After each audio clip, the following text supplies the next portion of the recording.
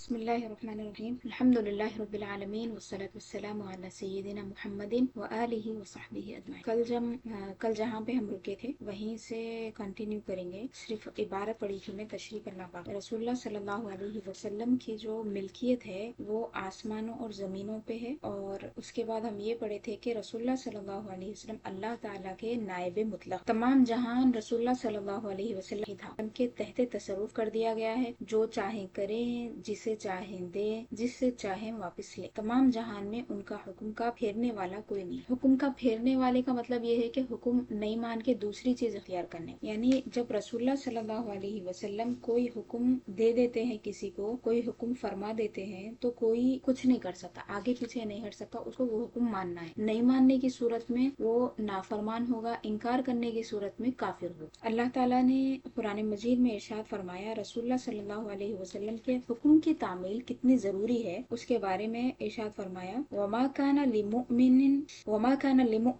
ولا مؤمنة اذا قضى الله ورسوله امرا ان يكون لهم الخيرة من امرهم ومن يعص الله ورسوله فقد ضل ضلالا مبينا۔ سورہ احزاب کی آیت نمبر 36 ہے، اس میں فرمایا کہ کسی مومن مرد اور کسی مومن عورت کے لیے یہ جائز نہیں ہے، یعنی کوئی بھی مومن مرد یا کوئی مومن عورت اس طرح نہیں کر سکتی ہے کہ جب اللہ اور اس کا رسول کسی معاملے میں کوئی فیصلہ فرما دیں تو ان کے ہاتھ میں اب کوئی چیز باقی نہیں رہتی۔ اللہ اور اس کے رسول کا فیصلہ آ جانے کے بعد میں کوئی بھی آگے پیچھے نہیں ہٹ سکتا اگر وہ مومن ہو۔ اس کے بعد فرمایا کہ وَمَن يَعْصِ اللَّهَ وَرَسُولَهُ، جو اللہ تعالیٰ کی نافرمانی کرے اور اللہ کے رسول صلی اللہ علیہ وسلم کی بات نہ مانے، رسول کی نافرمانی کرے، فقط ضل، تو تحقیق وہ گمراہ ہو گیا۔ یہ بات یقینی ہے کہ وہ گمراہ ہو چکا ہے۔ کیسا گمراہ ہوا؟ ضلالا مبینا، پہلے تو ضلع فرمایا، گمراہ ہو گیا، ضلالا یعنی بہت گمراہ ہو گیا، اس کے بعد فرمایا مبینہ یعنی کھلی گمراہی ہے اس کی۔ ایسا نہیں ہے کہ کوئی چھوٹی موٹی چیز میں جہاں پہ مسئلہ واضح نہیں ہے وہاں پہ نافرمانی ہوگی، نہیں، بلکہ کھلم کھلا رسول اللہ صلی اللہ علیہ وسلم کا حکم ہے، اللہ کا حکم ہے، رسول کا حکم ہے، اس سے اگر منہ پھیر دیا تو کیا ہوا؟ گمراہ ہو گیا، خطرناک طریقے۔ تو یہ جو آیت مبارکہ ہے نا، یہ بہت اہم آیت ہے آپ سب کے لیے اور ہر اس شخص کے لیے اہل سنت والجماعت میں سے جس کو یہ وہابی پریشان کرتے ہیں، اہل حدیث پریشان کرتے ہیں، یعنی ہر جگہ وہ یہ بتاتے ہیں کہ اللہ کا حکم، اللہ کا حکم، رسول کے حکم کی بات کیوں نہیں کرتے؟ اللہ تعالیٰ تو قرآن مجید میں جہاں بھی اپنی اطاعت کی بات کر رہا ہے، رسول کی اطاعت کی بات کر رہا ہے، اپنی نافرمانی کی بات کر رہا ہے، پھر رسول اللہ صلی اللہ علیہ وسلم کی نافرمانی کی بات کرتا ہے، اپنی محبت کی بات کیا، پھر رسول اللہ صلی اللہ علیہ وسلم کی محبت کی بات کی۔ تو اگر صرف اللہ تعالیٰ کی اطاعت، اللہ تعالیٰ کی نافرمانی، اللہ کی محبت، اللہ کے احکام کی بات کی جائے، رسول اللہ صلی اللہ علیہ وسلم کی محبت، رسول صلی اللہ علیہ وسلم کی اطاعت، رسول اللہ صلی اللہ علیہ وسلم کی اتباع اور آپ کے احکام امر و نہیں دینے، منع فرمانے یا حکم دینے کی بات اگر کوئی نہیں کر رہا ہے تو آپ سمجھے کہ یہ یہاں پہ مسئلہ خراب ہو رہا ہے، اس کے عقیدے میں کھوٹ ہے۔ تو کیا فرمایا اللہ تعالیٰ نے، وَمَا كَانَ لِمُؤْمِنٍ وَلَا مُؤْمِنَةٍ إِذَا قَضَى اللَّهُ وَرَسُولُهُ أَمْرًا أَن يَكُونَ لَهُمُ الْخِيَرَةُ مِنْ أَمْرِهِمْ، ان کے معاملے میں ان کو کوئی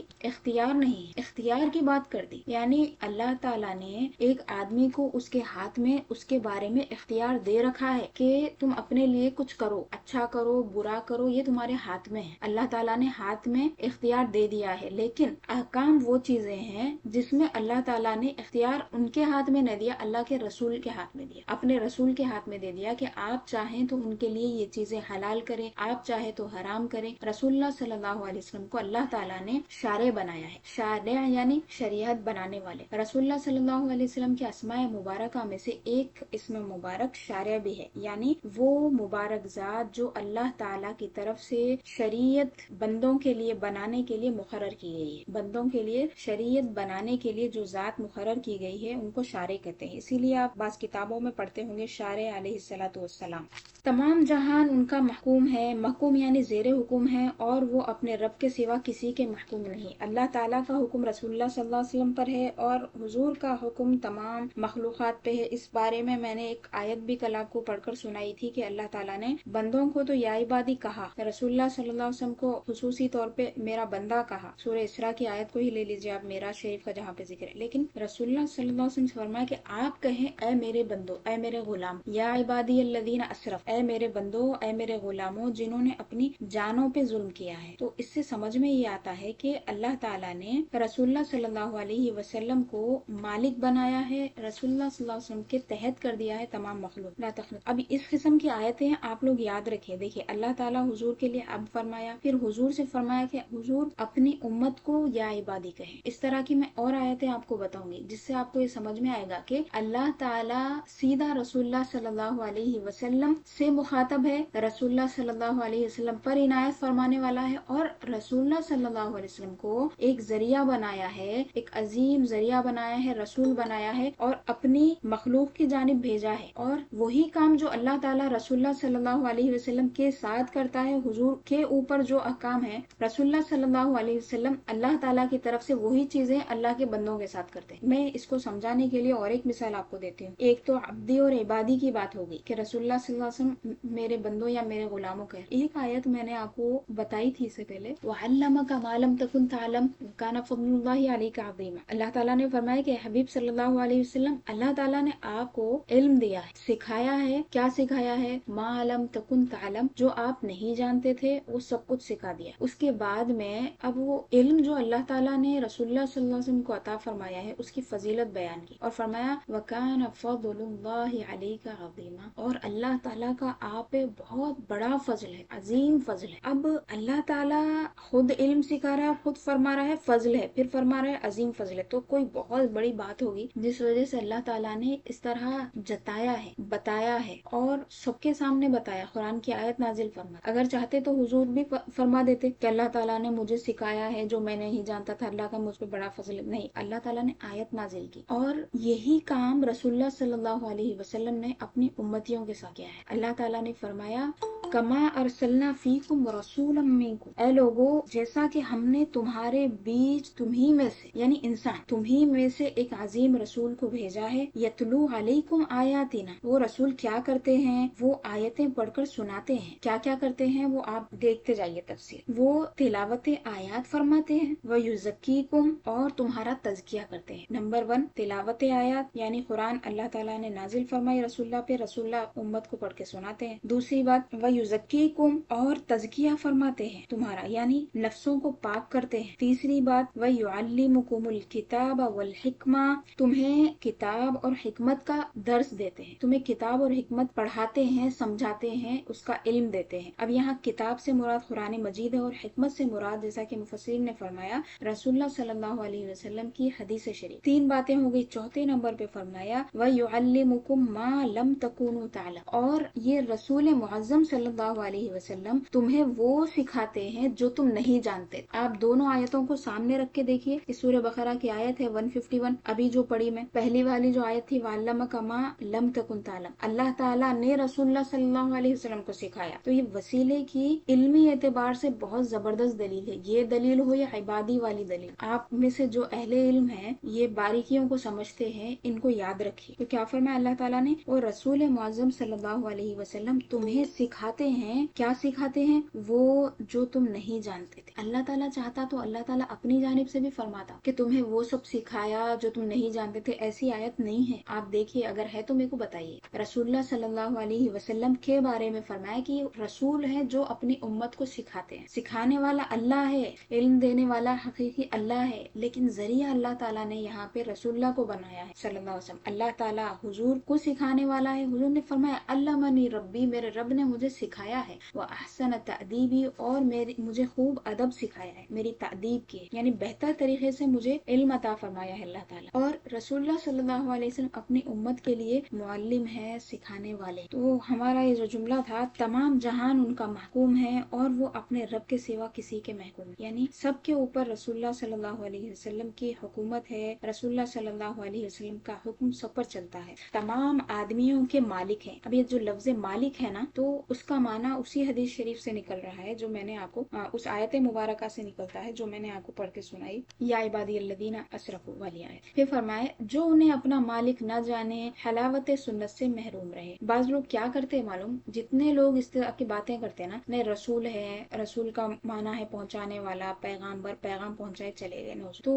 یہ لوگ کیا ہے، ان کو بیزارگی ہے رسول اللہ صلی اللہ علیہ وسلم کے ذکر سے۔ حضور کا ذکر ہونا ہی نہیں بولتے اللہ، لیکن اللہ بچ نہیں سکتے، قرآن میں آتا ذکر، کئی कहीं ना कहीं आएंगे और ना बच के जा ही नहीं सकते, तो मजबूरन वहाँ पे जिक्र कर देते। और अदब कायदा तो कुछ रहता नहीं, ना उसमें कुछ लज्जत रहती, ना मिठास रहती, ना कुछ कैफियत रहती, बस भोंडी भोंडी आवाजों से अल्लाह के रसूल, पैगम्बर, इस किस्म की बातें वो बोलते हैं। हालांकि जब आप लफ्ज रसूल बोलते हैं तो उसका मतलब ये होता है कि वो अजीम शख्सियत जो अल्लाह ताला की जानिब से अल्लाह का खलीफा बनकर, अल्लाह का नायब बनकर जमीन पे आया है। अल्लाह ताला ने सबसे अजीम तरीन काम जिनके जिम्मे किया है, बंदों को हिदायत का काम उनके जिम्मे किया है। तो बहुत सारे लोग तो मालिक तो नहीं मानते भाई, लेकिन रसूल मान लेते, नबी मानते। क्यों? कुरान की आयतों से साबित है। लेकिन जो आयतों से मफाहिम उनको निकालने नहीं आता, लफ्ज रसूल और नबी आया वहीं पे वो अटके हुए हैं। लेकिन ये खुलिया इबादी की आयत की क्या तफसीर कर सकते हो? नहीं कर सकते। वैसी आयतें छोड़ ही दे। जिस तरह यहूद क्या करते थे, रसूलुल्लाह सल्लल्लाहु अलैहि वसल्लम के सामने इस तरह करते थे। रज्म की आयतें थी, उस आयत को एक आदमी ने हाथ रखकर या कोई चीज रखकर आयत छुपा दी और बाकी की आयत दिखाई, तो फिर आयतें नाजिल हो गई उस पे कि ये लोग जो हैं अल्लाह ताला की आयतों को छुपाते हैं और उसे बेचते हैं। इन्नल्लज़ीना यक्तुमूना मा अंज़लना मिनल बय्यिनाति वल हुदा मिन बअदि मा बय्यनाहु लिन्नासि फिल किताब उलाइका यलअनुहुमुल्लाहु व यलअनुहुमुल लाइन। अगर यहूद के बारे में ये आयत नाजिल हुई तो वही काम आज का वहाबी कर रहा है। आज का जो ये गुमराह है वही आयतें आपको दिखाता है जहाँ से उनका टेढ़ा मतलब निकाल सकते हैं। जहाँ पे रसूलुल्लाह सल्लल्लाहु अलैहि वसल्लम की अजमत की बात है, आपके शारे होने की बात है, आपके अजीम होने की बात है, आपके अदब की बात है, फजीलतें हैं, वो आयतें नहीं बता। तो क्या फरमाया अल्लाह ताला ने? सूरह बकरा की ही आयत है, बेशक वो लोग जो छुपाते हैं क्या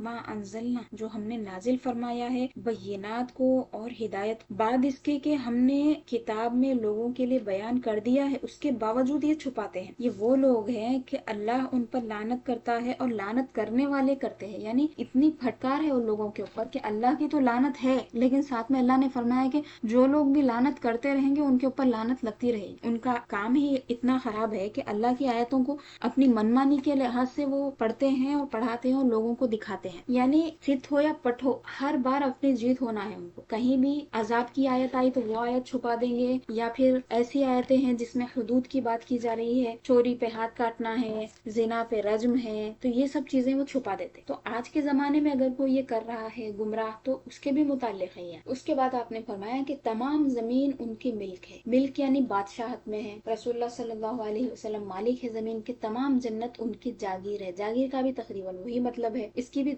शरह मैंने कर दी थी। मलकूत समावात और आसमान और जमीनों की बादशाहत रसूलुल्लाह सल्लल्लाहु अलैहि वसल्लम के ज़ेरे फरमान है। इसकी भी मैंने मिसाल कल के दर्स में दे दी थी। जन्नत और नार की कुंजियां दस्ते अक़दस सल्लल्लाहु अलैहि वसल्लम में दे दी गई। अल्लाह ताला ने अपने रसूल सल्लल्लाहु अलैहि वसल्लम को जन्नत और दोज़ख का मालिक बना दिया है। आप जिसको चाहे जन्नत में दाखिल करें, जिसको चाहे जहन्नम से निकालें। रिज़्क़ व खैर और हर किस्म की अताएं हुजूर सल्लल्लाहु अलैहि वसल्लम के दरबार से तक़सीम दी। दुनिया व आखिरत हुजूर अकरम सल्लल्लाहु अलैहि वसल्लम की अता का एक हिस्सा है। यानी जो अता हुजूर अपने उम्मतियों को या फिर कायनात में सबको अता फरमाने वाले हैं, दुनिया और आखिरत उसका एक हिस्सा है। यानी वो अताएं लामहदूद है। और उसकी सबसे बड़ी नेमत ये होगी, रसूलुल्लाह सल्लल्लाहु अलैहि वसल्लम की इनायतों में से जन्नत में हमारे ऊपर इनायत ये होगी कि हमें रब का दीदार अता होगा। अगर रसूलुल्लाह सल्लल्लाहु अलैहि वसल्लम हमें अल्लाह ताला के बारे में ना बताते, हम मुसलमान ना होते, हम दाखिले जन्नत भी ना होते, अल्लाह ताला को जानते भी नहीं, ना अल्लाह का हमें दीदार होता। तो नेमतें हुजूर की बहुत ज्यादा हैं। उनमें से चंद नेमतें हैं, ये दुनियावी नेमतें जो है वो एक हिस्सा है उसका। अहकाम तशरीया हुजूर सल्लल्लाहु अलैहि वसल्लम के कब्जे में कर दिए गए हैं। अहकाम तशरीया से मुराद क्या है कि अवामिर और नवाही, वो चीजें जो करना है, वो चीजें जो नहीं करना है। तो अहादीस शरीफा अगर आप पढ़ेंगे, हदीस शरीफ को पढ़ेंगे, तो आपको मालूम होगा कि रोजाना या अक्सर ऐसे वाकयात होते थे कि हुजूर सबके लिए एक हुक्म फरमाते थे। कभी कोई सहाबी आ जाते, कभी कोई सहाबिया आ जाती, उनके लिए अलग हुक्म, हुजूर खास हुक्म उनके लिए कह देते। और ये कोई भी नहीं कर सकता, किसी को भी ये इजाजत नहीं है कि अहकाम को बदले, अपने तौर पे अमरो नहीं को जारी करे। लेकिन रसूलुल्लाह सल्लल्लाहु अलैहि वसल्लम को अल्लाह ताला ने ये इख्तियार दिया है कि आप अहकाम की तब्दीली भी कर देते हैं, कि जिस पर जो चाहे हराम फरमा दे और जिसके लिए जो चाहे हलाल फरमा। सूरह आराफ की आयत नंबर 157 देखिए, नीचे भी दिए, वयुहिल्लु लहुमुत तय्यिबात वयुहर्रिमु अलैहिमुल खबाइस। पूरी आयत पढ़ेंगे। अल्लज़ीना यत्तबिऊन अर्रसूल अन्नबिय्यल उम्मिय अल्लज़ी यजिदूनहु मक्तूबन इंदहुम फित तौरात वल इंजील यअमुरुहुम बिल मअरूफ व यनहाहुम अनिल मुनकरी व ويحل لهم الطيبات ويحرم عليهم الخبائث ويضع عنهم إصرهم والأغلال التي كانت عليهم فالذين آمنوا به وعزروه ونصروه واتبعوا النور الذي أنزل معه أولئك هم المفلحون۔ سورہ اعراف کی آیت ہے 157۔ فرمایا کہ جو لوگ اس رسول مکرم صلی اللہ علیہ وسلم کی اتباع کرتے ہیں، وہ رسول جو نبی ہیں، جو امی ہیں، یعنی جن کو اللہ تعالیٰ نے سکھایا ہے، کسی اور نے نہیں سکھایا، صرف اللہ تعالیٰ کے یہ سکھائے ہوئے ہیں، یعنی اللہ تعالیٰ نے جن کو سکھایا ہے کسی اور نے نہیں سکھایا۔ تو جو لوگ اس رسول معظم اور نبی مکرم صلی اللہ علیہ وسلم کی اتباع کرتے ہیں، الذین یجدونہ مکتوبا عندہم فی التوراۃ، یہ وہ ذات مبارک ہیں جن کے بارے میں یہ تورات اور انجیل میں لکھا ہوا پاتے تھے، یعنی اہل کتاب کی بات چل رہی ہے۔ انہوں نے رسول اللہ صلی اللہ علیہ وسلم کے بارے میں تورات میں پڑھا تھا، انجیل میں پڑھا، پھر حضور کی دیگر اوصاف بیان کی۔ فرمایا یہ وہ رسول مکرم ہے جو انہیں بری چیزوں سے روکتے ہیں اور ان کے لیے اچھی چیزیں حلال کرتے ہیں، بری چیزوں سے روکتے ہیں، نہیں فرماتے ہیں، اور طیبات جو ہے پاکیزہ چیزیں جو ہے اس کو حلال فرماتے ہیں۔ وَيُحَرِّمُ عَلَيْهِمُ الْخَبَائِثَ، اور جو خبیث چیزیں ہیں وہ حرام فرما دیتے ہیں۔ يَأْمُرُهُم بِالْمَعْرُوفِ وَيَنْهَاهُمْ عَنِ الْمُنكَرِ، اچھی چیزوں کا حکم دیتے ہیں، بری چیزوں سے روکتے ہیں۔ پھر اس کی تفصیل فرمائی، ان کے لیے طیبات کو حلال کرتے ہیں اور خبائث کو حرام فرما دیتے ہیں۔ وَيَضَعُ عَنْهُمْ إِصْرَهُمْ، اور ان پر سے ان کا بوجھ اتارنے والے ہیں، یہ یعنی کام کو آسان کرنے والے۔ وَالْأَغْلَالَ الَّتِي كَانَتْ عَلَيْهِمْ، اور جو بیڑیاں ان پر تھیں ان کو وہ دور فرمانے والے ہیں۔ اس کے بعد فرمایا تو جو لوگ اس رسول مکرم صلی اللہ علیہ وسلم پر ایمان لائیں، وَعَزَّرُوهُ، اور اس رسول صلی اللہ علیہ وسلم کی بے انتہا تعظیم و توقیر کریں، اور ان رسول معظم صلی اللہ علیہ وسلم کی مدد کریں اور اس نور کی اتباع کریں جو آپ کے ساتھ نازل ہوا، اولئک هم المفلحون، یہی لوگ ہیں جو کامیاب ہونے والے۔ یہ بہت پیاری آیت ہے، بہت عظیم آیت ہے، رسول اللہ صلی اللہ علیہ وسلم کی تعظیم و توقیر سمجھانے والی۔ یہاں پہ جو چیزیں اللہ تعالیٰ نے کامیاب لوگوں کی بتائی ہے اس میں 4 چیزیں ہیں۔ پہلا ہے ایمان، دوسرا رسول اللہ صلی اللہ علیہ وسلم کی بے انتہا تعظیم و توقیر، تیسرا رسول اللہ صلی اللہ علیہ وسلم کی مدد و نصرت، چوتھا ہے اس نور مبارک کی اتباع جو اللہ تعالیٰ نے آپ کے ساتھ نازل فرمایا، یعنی قرآن مجید۔ آپ دیکھیے 4 چیزیں ہیں، پہلی 3 چیزیں رسول اللہ صلی اللہ علیہ وسلم سے ہی متعلق ہیں، چوتھی چیز قرآن مجید کو بھی اللہ تعالیٰ نے رسول سے متعلق کر کے دکھایا ہے، یعنی قرآن مجید کو جو محبت آپ کر رہے ہیں اللہ کا کلام ہونے کی وجہ سے کر رہے ہیں، اور رسول اللہ صلی اللہ علیہ وسلم پر نازل کیا گیا، وہ احسان فرمانے والے رسول ہیں، ان کے اوپر نازل کیا گیا، اس نسبت سے قرآن کو اللہ تعالیٰ سمجھا رہا ہے۔ تو کیا فرمایا؟ جو لوگ ان پر ایمان لائے، یہاں پہ بھی دیکھیے فالذین آمنوا بہ، یہاں پہ اللہ تعالیٰ پہ ایمان کی بات نہیں چلی، ظاہر سی بات ہے جب رسول اللہ پہ ایمان کی بات آئے گی تو اللہ پہ ایمان اس کے اندر داخل ہو گیا، جس طرح رسول اللہ صلی اللہ علیہ وسلم کی اطاعت اللہ کی اطاعت ہے، اسی طرح کی بات سمجھیے یہاں پہ بھی۔ تو جو لوگ اس رسول مکرم پر ایمان لائے اور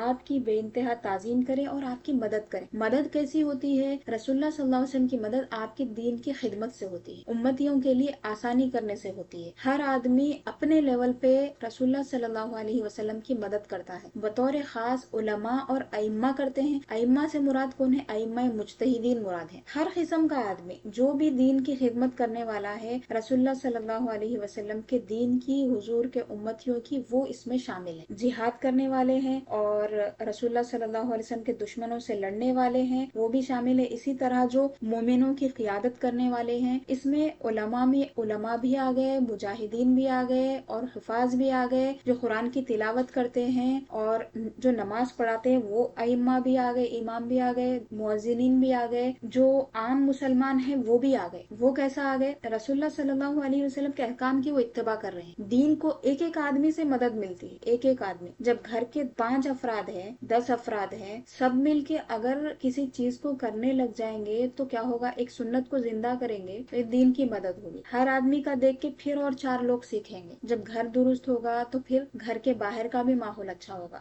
گلی کا اچھا ہوگا، محلے کا اچھا ہوگا، اسی طرح شہر سنورتے ہیں، پھر دنیا اچھی ہوگی۔ جس طرح رسول اللہ صلی اللہ علیہ وسلم نے اپنے زمانے مبارک میں نور پھیلایا تھا اسلام کا، وہی کام جو اس زمانے میں کر رہے ہیں حضور کے امتی، وہ حضور کی مدد کرنے والے۔ تو اللہ تعالیٰ نے یہاں پہ 4 باتیں فرمائی ہیں۔ ایمان لانا ہے حضور پہ، حضور اکرم صلی اللہ علیہ وسلم کی بے انتہا عزت کرنا ہے، احترام کرنا ہے، تعظیم تعظیم و توقیر کرنا ہے، تیسرے نمبر پر آپ کی مدد کرنا ہے، چوتھے نمبر پر فرمایا کہ اس نور کی اتباع کرنا ہے جو آپ کے ساتھ نازل ہے۔ اگر آج کے زمانے میں کوئی پہلا کام کرے، کیونکہ اس سے اس کو چھٹکارا نہیں ہے، لا الہ الا اللہ کے ساتھ محمد رسول اللہ پڑھ لیا، اس کے بعد سیدھا نمبر 4 پہ آ کے قرآن پکڑ لے رہا، قرآن کا ترجمہ کر رہا، قرآن کی آپ کو تفسیر پڑھو بہت ضروری ہے، ویسے پڑھے تو پھر گناہ ہے، تو ان کی کامیابی کس حد تک ہو سکتی آپ خود اندازہ لگا۔ یہ چیزوں سے گزر کے آپ کو جانا ہے، محبت رسول سے گزرنا ہے، تعظیم رسول سے گزرنا ہے۔ اس کے بعد میں قرآن مجید کی بات کی اللہ تعالیٰ نے، اس کے بعد فرمایا اولئک هم المفلحون، یہی وہ لوگ ہیں جو کامیاب ہونے والے ہیں۔ کامیاب لوگوں کو یہاں پہ حصر کر دیا، فرمایا کہ یہی کامیاب ہونے والے، کامیابی ان کے علاوہ دوسروں کے پاس نہیں ہے۔ آپ دیکھیے جتنے بھی مومنین ہیں ان میں یہ صفات موجود ہوتی ہے۔ رسول اللہ صلی اللہ علیہ وسلم کی بارگاہ میں درود و سلام پیش کر رہے ہیں آپ، تو عزروہ کے اندر وہ آ رہا ہے۔ حضور کی کوئی ایک حدیث آپ کسی کو سنا رہے ہیں، وہ نصروہ کے اندر آ رہا ہے۔ حضور کا ادب کر رہے ہیں، توقیر کر رہے ہیں، اس میں مبارک آنے پہ انگوٹھے چوم رہے ہیں، تو بھی وہ عزروہ میں آ گیا۔ آپ کوئی ایک آیت سیکھ رہے ہیں، 10 آیتیں سیکھ رہے ہیں، یا پھر آیتیں پڑھ رہے ہیں، تلاوت کر رہے ہیں، بچوں کو پڑھا رہے ہیں، سب آ گیا واتبعوا النور الذی انزل معہ۔ تو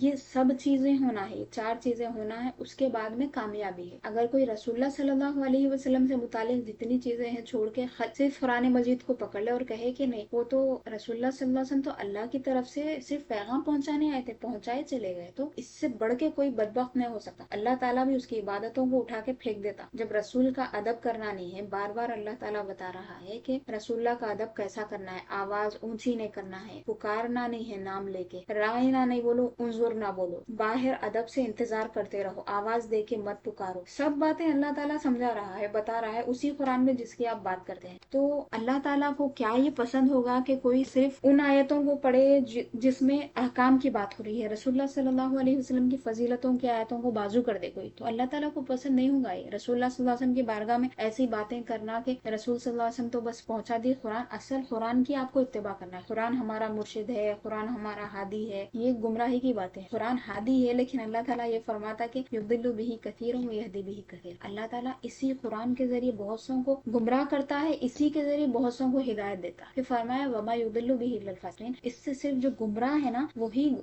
اس سے صرف جو فاسق ہے نا وہی گمراہ ہوتے ہیں، مومنین گمراہ نہیں ہوتے قرآن مجید سے، جو فاسقین ہے نا وہ گمراہ ہوتے۔ کفار و مشرکین کی بات نہیں، کفار و مشرکین قرآن پڑھ کے داخل اسلام ہوتے، ان کو ہدایت ملتی، لیکن جو کلمہ وہ فاسقین ہے نا وہ لوگ کیا ہوتے، گمراہ ہو جاتے۔ قرآن کی آیت ہے نا صحیح، وما یضل بہ الا الفاسق، فاسق جو ہے وہ قرآن پڑھ کے گمراہ ہوتے ہیں۔ تو قرآن پڑھ کے گمراہ کیسا ہوتے، اس کی بہت مثالیں ابھی تک آ گئی ہیں۔ اللہ تعالیٰ ان سے ہمیں محفوظ رکھے، ان کے عقائد سے محفوظ رکھے، اور جو فرض چاہے معاف فرما دے۔ یعنی رسول اللہ صلی اللہ علیہ وسلم کسی کے لیے اگر چاہیں تو کوئی چیز اس پر سے ساخط بھی فرما سکتے ہیں، یعنی سب کے لیے ایک حکم ہے، کسی ایک آدمی کے لیے کوئی خاص حکم۔ سب سے پہلے مرتبہ نبوت حضور صلی اللہ علیہ وسلم کو ملا۔ روز میثاق تمام انبیاء سے حضور اکرم صلی اللہ علیہ وسلم پر ایمان لانے اور حضور صلی اللہ علیہ وسلم کی نصرت کرنے کا عہد لیا گیا، یعنی اللہ تعالیٰ نے تمام انبیاء کرام علیہ السلام سے یہ عہد لیا کہ وہ رسول اللہ پر ایمان لائیں گے، رسول اللہ صلی اللہ علیہ وسلم کی مدد کریں گے، نصرت کریں گے، اور اسی شرط پر یہ منصب اعظم ان کو دیا گیا، یعنی انبیاء کو نبوتیں بھی اس شرط پر دی گئی کہ وہ حضور پر ایمان لائیں گے اور آپ کی مدد کریں گے، یعنی اپنی امتوں کو یہ بتائیں گے کہ ایک رسول اعظم آنے والے ہیں، تاکہ وہ اپنی نسلوں کو یہ بات بتائیں، اور جس کے بھی زمانے میں پھر رسول مکرم آئیں گے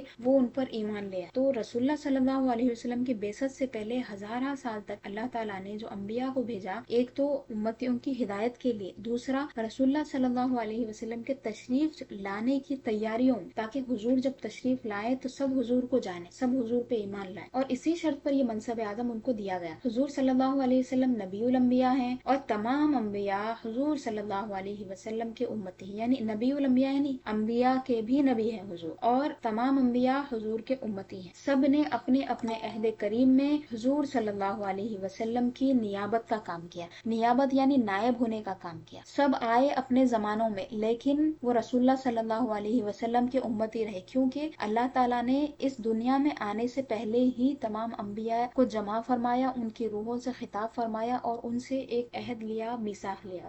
اللہ تعالیٰ نے حضور صلی اللہ علیہ وسلم کو اپنی ذات کا مظہر بنایا، اور حضور صلی اللہ علیہ وسلم کے نور سے تمام عالم کو منور فرمایا۔ مظہر کا مطلب کیا ہوتا ہے؟ مظہر یعنی وہ ذات جو ظاہر کرنے والی ہے، جس کو اللہ تعالیٰ نے اس کام کے لیے منتخب فرما لیا ہے کہ وہ اللہ تعالیٰ کی طرف سے بندوں کے لیے وہ کام کرے جو اللہ تعالیٰ، دیکھیے اللہ کی ذات اس سے پاک ہے کہ اس کے لیے جسم، اللہ تعالیٰ ان تمام چیزوں سے پاک ہے جو ایک انسان کرتا ہے، تو اللہ تعالیٰ نے رسول اللہ صلی اللہ علیہ وسلم کو وہ فضائل و کمالات عطا فرمائے اور دنیا میں بھیج دیا۔ اب رسول اللہ صلی اللہ علیہ وسلم کو جو بھی دیکھتا وہ اللہ کو یاد کرتا، رسول اللہ صلی اللہ علیہ وسلم کے صدق کو دیکھتا، رسول اللہ صلی اللہ علیہ وسلم کی وعدہ وفائی کو دیکھتا، رسول اللہ صلی اللہ علیہ وسلم کی حکمت کو دیکھتا، رسول صلی اللہ علیہ وسلم کے احوال مبارکہ کی جو حکمتیں ہیں اس کو دیکھتا، حضور کے جو کام ہے اس کو دیکھتا، تو اس کو یہ بات سمجھ میں آ جاتی کہ یہ رسول اللہ صلی اللہ علیہ وسلم اللہ کے بھیجے ہوئے ہیں اور سچے ہیں۔ تو اللہ تعالیٰ نے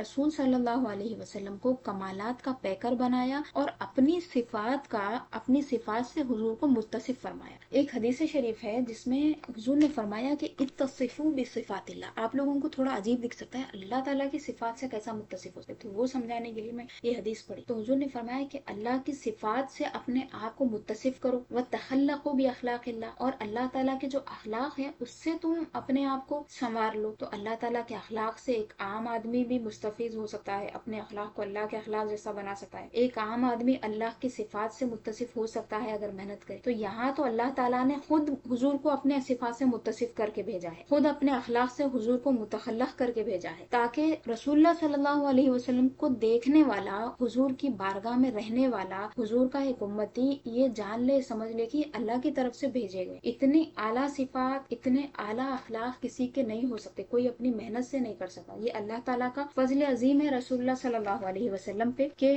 آپ کو اللہ نے اپنی ذات کا مظہر بنایا اور آپ کے نور سے تمام عالم کو منور فرمایا ہے۔ اس کے دو مطلب ہو سکتے، ایک تو ظاہری نور ہے، جیسا کہ ولادت مبارکہ کے وقت حضرت آمینہ رضی اللہ تعالیٰ عنہ کے بطن مبارک سے ایسا نور نکلا کہ حضور کی ولادت تو مکہ مکرمہ میں ہوئی، یہاں مطلب مکہ مکرمہ میں گھر کے اندر بیٹھ کے شام کے محلات نظر آ رہے تھے، ملک شام کے محلات مکہ مکرمہ سے بیٹھ کے دیکھ رہے ہیں، یعنی کیسی روشنی تھی ہوگی، یعنی دنیاوی روشنی کی تو بات ہی نہیں ہے، دنیاوی روشنی تو یہ دیواروں کی وجہ سے بند ہو جاتی ہے، دیواریں تو جب بھی تھی نا، پہاڑ بھی تھے، جھاڑ بھی تھے، بہت ساری چیزیں تھی، باؤنڈریز تھی ہوگی، کیا کیا تھا، لیکن ملک شام کے محلات مکہ مکرمہ سے نظر آ گئے اس نور کی وجہ سے، یعنی رسول اللہ صلی اللہ علیہ وسلم کے نور کی وجہ سے۔ تو ظاہری نور تو ہے رسول اللہ صلی اللہ علیہ وسلم، پھر باطنی اعتبار سے نور کیسے ہیں کہ حضور کی وجہ سے اللہ تعالیٰ نے لوگوں کو جہالت کے اندھیروں سے نکال کر ایمان کی روشنی کی طرف لے آئے، اللہ تعالیٰ نے حضور کے ذریعے سے لوگوں کو اندھیریوں سے نکالا ہے، یخرجہم من الظلمات الی النور، اندھیریوں سے نکال کے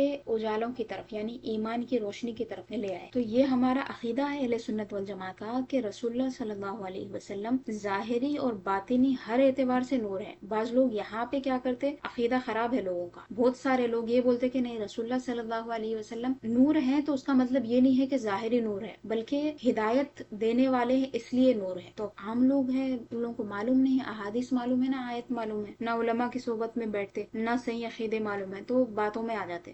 میرے ساتھ بھی واقعہ ہوا تھا ایسا، مگر مجھے اس کی بات یقین نہیں کری تھی، میں میرے کانوں سے سنی تھی۔ ایک مقرر تقریر کرتے ہوئے بول رہا تھا کہ رسول اللہ صلی اللہ علیہ وسلم ایسا ظاہری نور نہیں ہے، اب جیسا بلب میں سے یہ روشنی جس طرح نکل رہی نا ویسی روشنی تھوڑی نکلتی تھی حضور کے پاس سے، روشنی سے مراد یہ ہے۔ تو خیر جو بھی اس طرح کی باتیں کرتے تھے اللہ تعالیٰ ان کو دنیا میں بھی رسوا کرتا، آخرت تو ان کی خراب ہو ہی گئی، اللہ تعالیٰ دنیا میں بھی ان کو رسوا کر دیتا، اللہ محفوظ رکھے ایسے لوگوں سے۔ تو نور مبارک جو تھا آپ کا وہ تو ایک ولادت کی میں نے آپ کو مثال دی، اور کل میں نے ایک آپ کو حدیث شریف سنائی تھی کہ 14ویں کے چاند سے زیادہ رسول اللہ صلی اللہ علیہ وسلم کا چہرہ مبارک تھا، وہ صحابی نے جابر بن سمورہ رضی اللہ عنہ سے مروی وہ روایت، دیواریں روشن ہو جاتی تھی آخر دو جہاں صلی اللہ علیہ وسلم کے دندان مبارک سے جو روشنی نکلتی تھی اس سے۔ حضرت عائشہ رضی اللہ تعالی عنہا نے رسول اللہ صلی اللہ علیہ وسلم کی روشنی سے مبارک آپ کے نور سے اپنی سوئی میں دھاگا پرو لیا تھا، یہ بھی حدیث شریف موجود ہے۔ تو مختلف احادیث ہے جس سے ثابت ہے کہ رسول اللہ صلی اللہ علیہ وسلم ظاہری اعتبار سے بھی نور ہے، یہ اہل سنت والجماعت کا عقیدہ ہے۔ آپ کسی بھی اس طرح کے جو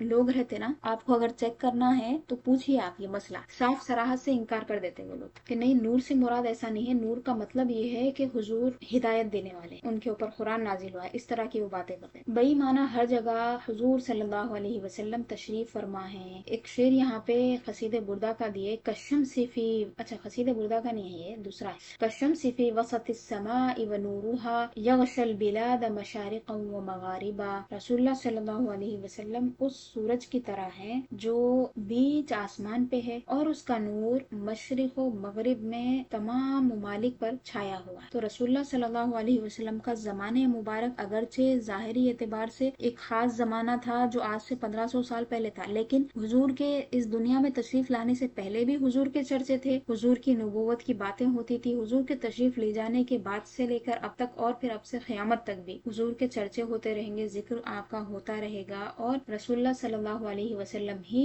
पहले वालों के लिए भी हिदायत का जरिया थे और बाद वालों के लिए भी हिदायत का जरिया है। तो आपकी रोशनी खत्म होने वाली नहीं है, शुरू से है और बाद में तक रहेगी। अच्छा, पीछे जो एक मसला यहाँ पे आया था इसको पढ़ लेंगे हम। अंबिया इकराम अलैहिमुस्सलाम से अल्लाह ताला ने जो मीसाक लिया था उसका जिक्र देखिए पेज नंबर 85 पे हाशिया नंबर 3 देखिए। वइज़ अख़ज़ल्लाहु मीसाक़न नबिय्यीन लमा आतैतुकुम मिन किताबिन व हिकमतिन सुम्मा जाअकुम रसूलुन मुसद्दिक़ुन लिमा मअकुम लतु'मिनुन्न बिही व लतंसुरुन्नह क़ाल अअक़ररतुम व अख़ज़तुम अला ज़ालिकुम इस्री क़ालू अक़ररना क़ाल फ़अशहदू व अना मअकुम मिनश शाहिदीन। सूरह आल इमरान। यानी जब अल्लाह ताला ने नबियों से अहद लिया था कि जब मैं तुम्हें किताब अता फरमाऊंगा और हिकमत अता फरमाऊंगा, फिर तुम्हारे पास एक मुकर्रम रसूल आएंगे जो तस्दीक करने वाले होंगे उसकी जो तुम्हारे पास है, यानी उनकी नबूवतों की, उनके किताबों की और शरीयतों। तो तुम क्या करोगे? लतुमिनुन्न बिही, तो तुम जरूर उन पर ईमान लाओगे, वलतंसुरुन्ना, और तुम जरूर बजरूर उनकी मदद करोगे। काला, फिर अल्लाह ताला ने फरमाया अक़ररतुम, क्या तुमने इकरार किया, क्या तुम ये बात मानते हो? मीसाक हो रहा है, ये एग्रीमेंट। अल्लाह ताला फरमा रहा है क्या तुम इस बात से मुत्तफिक हो? व अख़ज़तुम अला ज़ालिकुम इस्री, क्या तुमने ये बात यकीनी तौर पे पक्की कर ली है, क्या तुमने अहद ले लिया है इस पे? उन्होंने कहा, तमाम अंबिया ने कहा क़ालू अक़ररना, उन्होंने कहा तमाम के तमाम अंबिया ने कि हमने अहद किया है, ये बात हमने तय कर ली है। उसके बाद अल्लाह ताला ने फरमाया क़ाला, अल्लाह ने फरमाया फ़अशहदू, तुम गवाह हो जाओ, व अना माकुम मिनश शाहिदीन, मैं तुम्हारे साथ गवाह हूँ। अंबिया अलैहिमुस्सलाम मीसाक दे रहे हैं, वादा दे रहे हैं अल्लाह ताला को, और अल्लाह ताला फरमा रहा है कि उसका गवाह मैं बनता हूँ। तो ये अजीम तरीन आयत है जिसमें रसूलुल्लाह सल्लल्लाहु अलैहि वसल्लम पर ईमान लाने और रसूलुल्लाह सल्लल्लाहु अलैहि वसल्लम की मदद करने के लिए अल्लाह ताला ने तमाम अंबिया से वादा लिया और उन्हें ये बात यकीनी करवाई कि जब उन्हें अल्लाह ताला किताब देगा और हिकमत देगा, फिर एक रसूल मुअज़्ज़म आने वाले हैं जो उनकी तस्दीक करेंगे। तो तुम क्या करना, ये रसूल सल्लल्लाहु अलैहि वसल्लम पर ईमान भी लाना और इनकी मदद और नुसरत भी करना। तो आप इस आयत मुबारका को पढ़िए, इसके तफासिर अगर पढ़ सकते हैं तो पढ़िए, बहुत तफसीली इसकी तफासिर है। रसूलुल्लाह सल्लल्लाहु अलैहि वसल्लम की बहुत अजमतें इसमें बयान की गई है। आप लोग इसको पढ़िए, ईमान ताज़ा हो जाएगा इंशाअल्लाह। मगर कोरे बातिन का क्या इलाज? कोर बातिन यानी जो अक्ल का अंधा है या फिर उसका बातिन अंधा है। यहाँ पे एक शेर दिए कि जो चिमगाडर होता है, अगर चिमगाडर को दिन में रोशनी नजर न आए, चश्मे आफताब रात से गुना, तो इसमें सूरज का क्या कसूर है? सूरज से तो पूरी दुनिया देख रही है, सूरज की रोशनी से सब फायदा उठा रहे हैं, लेकिन अगर किसी को दिन की रोशनी में, सूरज की रोशनी में दिखाई नहीं दे रहा, तो सूरज का कसूर नहीं है उसमें, उसकी नजर का कसूर। तो अगर किसी को रसूलुल्लाह सल्लल्लाहु अलैहि वसल्लम के फजाइल बयान नहीं करना है, हुजूर के फजाइल उसको दिख नहीं रहे हैं, तो उसके दिल की खराबी है, उसके ईमान की खराबी है। रसूलुल्लाह सल्लल्लाहु अलैहि वसल्लम की तो पहले से तारीफें होती थी, बाद तक होती रहेंगी। फरिश्ते तारीफ करते हैं, दुरूद व सलाम पेश करते रहते हैं, अल्लाह ताला सलात पेश करता है, इन्नल्लाह व मलाइकतहु युसल्लून, ये हमेशा होने वाला काम है। अगर कायनात में कोई भी नहीं होता ना तो भी ये होते रहता। अल्लाह ताला और उसके फरिश्ते सलात, इन्नल्लाह व मलाइकतहु युसल्लून अलन नबी, नबी मुकर्रम पर सलात भेजते हैं, यानी अल्लाह रहमत भेजता है, फरिश्ते रहमत की दुआ करते रहते हैं। तमाम अंबिया किराम अलैहिमुस्सलाम रसूल सल्लल्लाहु अलैहि वसल्लम पे दुरूद भेजते हैं। पहली उम्मतें और रसूलुल्लाह सल्लल्लाहु अलैहि वसल्लम की उम्मत में जो आप पर ईमान लाने वाले हैं वो क़यामत तक दुरूद और सलाम भेजते रहेंगे। अगर कोई बदअक़ीदा है, उसको हुजूर की फजीलत सुनना नहीं है या बोलना नहीं है, तो उससे उसका खराबा, वो किसी का नुकसान नहीं कर रहा, खुद अपना नुकसान कर रहा है। मसला ज़रूरिया, अंबिया किराम अलैहिमुस्सलाम से जो लग़ज़िशें वाक़ई हुई उनका जिक्र तिलावत कुरान और रिवायत हदीस के सिवा हराम और सख्त हराम, और औरों को उन सरकारों में लब कुशाई की क्या मजाल। मौला अज़्ज़ा वजल उनका मालिक है, जिस महल पर जिस तरह चाहे तामीर फरमाए, वो उसके प्यारे बंदे हैं। अपने रब के लिए जिस कदर चाहे तवाज़ु توجہ فرمائے، دوسرا ان کلمات کو سند نہیں بنا سکا۔ یعنی آدم علیہ السلام کا ذکر ہے کہ فعصا آدم ربہ، آدم علیہ السلام نے جو گیہوں کھائے تھے اس کا تذکرہ ہے، تو اللہ تعالیٰ اپنے مقربین کا ذکر فرما رہا ہے۔ اس کے بعد میں ہمیں جو سبق دینا ہے وہ توبہ والا سبق دینا ہے، تو وہ سبق ہم لے لینا۔ آدم علیہ السلام کے بارے میں آپ بولنے بیٹھ جائیں گے، پھر دیگر انبیاء اکرام علیہ السلام کے جو تذکرے ہوئے اس میں کوئی بات آپ کو ایسی لگ رہی ہے، لوگ اس کو باضابطہ بیان کرتے، اس میں بے ادبی کا پہلو ہوتا، تو اللہ کا اور اللہ کے رسولوں کا اور نبیوں کا معاملہ ہے، اس میں بات نہیں کرنا چاہیے، خاموش بیٹھ جانا چاہیے، اس کو آپ سند نہیں بنا سکتے۔ سند بنانے کا مطلب ایسا ہی ہوا جیسے میں نے انما انا بشر مثلکم والی آیت میں کہا کہ وہاں پہ تو حضور یہ فرما رہے ہیں اللہ تعالیٰ کے حکم کی وجہ سے، اللہ نے فرمایا قل، آپ فرما دیں انما انا بشر مثلکم یوحی الیہ، میں تمہاری طرح بشر ہوں، میری جانب وحی کی جاتی ہے۔ تو یہ لوگ کیا کرتے، اس کو سند بنا کے بولتے جاتے کہ نہیں رسول اللہ صلی اللہ علیہ وسلم کو اللہ تعالیٰ بولے میں بشر ہوں۔ اللہ تعالیٰ حضور کو فرمائے کہ یا رسول اے حبیب آپ فرمائیں، لیکن ان کو کون بولا تھا، بولتے بیٹھو کہ بشر ہے بشر ہے۔ حضور اگر بشر ہوں فرما رہے ہیں تو اس کا مطلب یہ ہے کہ حضور اپنا مرتبہ بتا رہے ہیں، تم مجھے رب نہ سمجھو، اس لیے حضور کہہ رہے ہیں کہ میں بشر ہوں۔ اب یہ جو گدھے ہیں، یہ بے وقوف ہیں، یہ کیا کرتے، رسول اللہ صلی اللہ علیہ وسلم کی شان کی تنقیص کے لیے کہتے ہیں یہ بشر ہیں۔ جہاں بھی فضیلت بیان ہو رہی، نہیں ہمارے جیسے بشر تھے، ان کی مطلب ایسا نہیں بولنا، اللہ تعالیٰ کی تعریف بیان کرنا، تو انتہائی بدبختی ہے یہ۔ تو ایسی تمام چیزوں کو سند بنانا یہ بدمعاشی ہے۔ جیسے کہ گھر میں کوئی بات ہوگی، والدین میں آپس میں بات ہو گئی، شوہر بیوی کو کچھ بول دیا، تو اب بچہ کیا کرا، وہ چیز لے کے اماں کو بول رہا، تو بچہ تو بے ادب ہو جائے گا، تو اس کے بعد بول رہا آپ ہی بولے تھے نا، تو ارے ایسا نہیں بولنا، بولتے ارے امی آپ بھی بولے تھے نا، ان کا سن کے ہو میں ایسے چھوں بولے تھے نا۔ تو دونوں کے آپس کی بات تھی، مسئلہ کچھ اور تھا، لفظی تکرار ہو گئی تھی، اس میں بچے کا کوئی دخل نہیں تھا، اس کا لینا دینا نہیں تھا، وہ بیچ میں گھس کے والد کو یا والدہ کو انہی الفاظ سے مخاطب کر رہا ہے جو وہ آپس میں ایک دوسرے کو کر لیے تھے، یا پھر بڑوں میں بات ہو رہی تھی، چھوٹے گھس کے یا پھر تیسرا آدمی گھس کے اس طرح بولنے لگے، تو وہ تو سراسر بدمعاشی ہوگی اور بدتمیزی ہوگی، اس کو معلوم ہی نہیں ہے مسئلہ کیا چل رہا، کیا بات ہوئی ہے۔ ایک بس سمجھانے کے لیے مثال دینے کی کوشش کی میں آپ کو کہ ادب کرنے کی ضرورت ہے۔ ہم جب آپس میں ادب کا لحاظ رکھتے ہیں، ہمارے رشتہ داریوں میں اور ایک دوسرے کے ساتھ میل جول میں ادب کا لحاظ رکھتے ہیں، تو رسول اللہ صلی اللہ علیہ وسلم کا ہمیں کتنا ادب رکھنا چاہیے۔ پھر اللہ تعالیٰ نے خود ہمیں ادب سکھایا ہے، بار بار الگ الگ آیاتوں میں الگ الگ طریقوں سے اللہ تعالیٰ فرما رہا، تو رسول اللہ صلی اللہ علیہ وسلم کی بارگاہ میں ادنا سی بے ادبی بھی باعث کفر ہے۔ دوسرے آپ جتنے گناہ جس سے ہو رہی، اللہ تعالیٰ کا مسئلہ ہے، اللہ کے بندے کا مسئلہ ہے، اللہ چاہے معاف کرے، اللہ چاہے معاف نہ کرے، لیکن جو بے ادب و گستاخ ہے اس کے بارے میں فرما دیا کہ اس کے پورے اعمال مٹی میں مل جائیں گے، سب اکارت ہو جائیں گے، ان تحبط اعمالکم وانتم لا تشعرون، اس کو پتہ بھی نہیں لگیں گے، اس کے اعمال پورے چلے جائیں گے۔ تو یہاں پہ بے ادبی نہیں ہونا، اور خود ان کا اطلاق کرے تو مردود بارگاہ ہوگا۔ دیکھیے وہ کلمات جو اللہ تعالیٰ نے اپنے انبیاء کے لیے فرمائے ہیں، وہ کلمات کو اگر کوئی رٹے گا، بار بار کہے گا، تو مردود ہو جائے گا، اللہ کی بارگاہ سے دھکارا ہوا ہو جائے گا۔ پھر ان کے یہ افعال جن کو ذلت اللغزش سے تعبیر کیا جاتا ہے، ذلت اللغزش یعنی بغیر ارادے کے کوئی ایسا کام ہو گیا جو کرنے والا نہیں تھا آدمی کوئی، لیکن کوئی کام کر دیا تو لغزش ہو گئی بولتے، پیر پھسلنے کو بولتے۔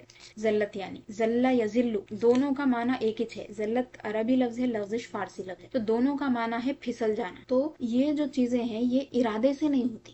پھر ان کے یہ افعال جن کو ذلت و لغزش سے تعبیر کیا جاتا ہے، ہزارہ حکم و مصالح پر مبنی ہوتے ہیں۔ اگر لغزش بھی ہے کسی انبیاء کی قرآن مجید میں ذکر بھی ہے تو اس میں حکمتیں ہیں، اس میں مصلحتیں ہیں، ہزارہ فوائد و برکات کی مثمر ہوتی ہے، مثمر یعنی پھل دینے والی ہوتی ہے، اس میں بہت سارے فوائد بھی ہوتے ہیں، برکات ہوتے ہیں جو ہمیں سیکھنے کو ملتے ہیں۔ ایک لغزش ابینا آدم علیہ السلام کو دیکھیے، آدم علیہ السلام ہمارے والد حضرت آدم علیہ السلام کی ایک لغزش کو دیکھیے، اگر وہ نہ ہوتی تو نہ جنت سے اترتے، نہ دنیا آباد ہوتی، نہ کتابیں اترتی، نہ رسول آتے، نہ جہاد ہوتے، لاکھوں کروڑوں مصوبات کے دروازے بند رہتے، یعنی ثواب کے، ان سب کا فتح باب ایک لغزش آدم کا نتیجہ مبارکہ ہونا چاہیے، وہ نتیجہ مبارکہ و ثمرہ طیبہ تھا، یعنی آدم علیہ السلام سے ایک لغزش کیا ہوئی، اتنے اس کے ہم لوگوں کو فائدے ہو گئے۔ بالجملہ انبیاء علیہ السلام کی لغزش منو تو کس شمار میں، یعنی میں اور تم کس شمار شمار میں ہیں، صدیقین کی حسنات سے افضل و اعلیٰ، یعنی انبیاء کے بعد جن کا مرتبہ ہوتا ہے وہ صدیقین ہوتے ہیں، تو صدیقین کے حسنات جو ہیں